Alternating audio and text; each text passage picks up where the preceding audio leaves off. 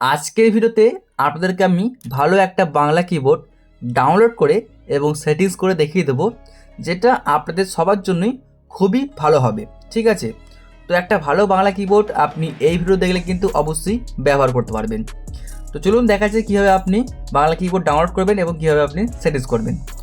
প্রথমত কাজ হচ্ছে আপনাকে যেতে হবে প্লে স্টোরে। আমি প্লে স্টোরে চলে আসলাম। এরপরে আপনি এখান থেকে সার্চে ক্লিক করবেন।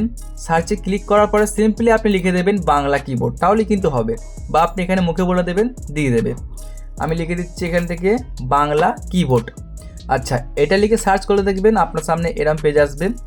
আপনি ভালো করে দেখুন, এই যে কিবোর্ড দেখতে পাচ্ছেন শো করছে দেশ বাংলা কিবোর্ড, ভালো করে দেখে নিন লোগোটা। আমি ক্লিক করে দেখাচ্ছি লোগোটাকে। আপনাকে ঠিক এই অ্যাপটুকু আপনার ফোনের মধ্যে ইনস্টল করতে হবে। তো আমি ইনস্টলে ক্লিক করে দিলাম, দেখতে পাচ্ছেন এখানে।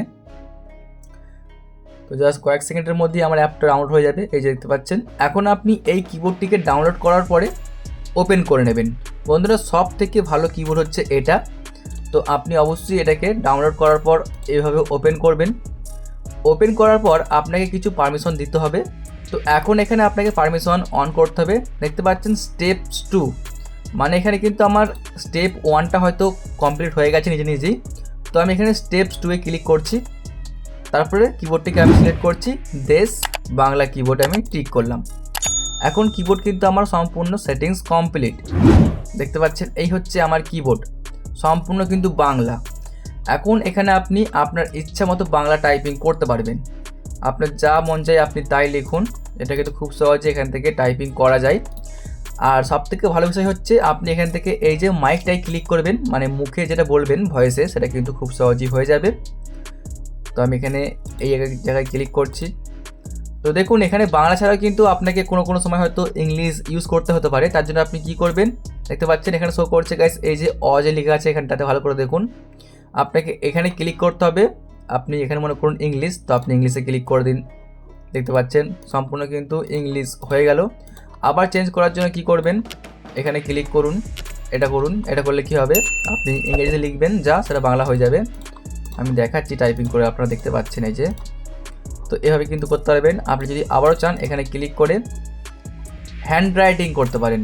হ্যান্ড রাইটিং বলতে কিরকম, দেখতে পাচ্ছি দেখাচ্ছে এখানে এই যে এইভাবে, এটাকে বলা হয় হ্যান্ড রাইটিং। ঠিক আছে, ভালো করে দেখুন এই যে। আবার দেখুন এখানে,